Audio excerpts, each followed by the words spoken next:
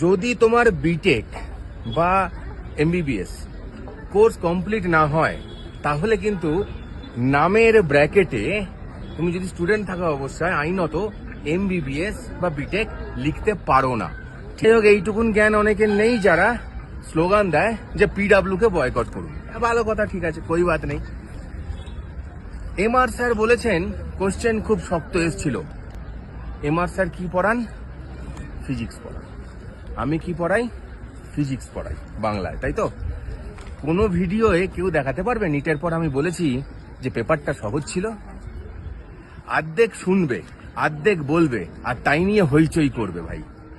আচ্ছা, আর একটা কি যেন ভিডিও দেখছিলাম, প্রথম কথা কোনো এডুকেশনাল কন্টেন্ট নেই, বয়কটের ডাক দিচ্ছে যে, তার একটা ভিডিও দেখছিলাম, সেখানে 9 মিনিটে নাকি বলেছে ফিজিক্স পেপারে লিক হয়ে যাচ্ছে।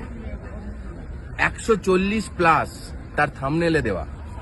ভাই, এটা স্টুডেন্টদের ঠকানো নয়?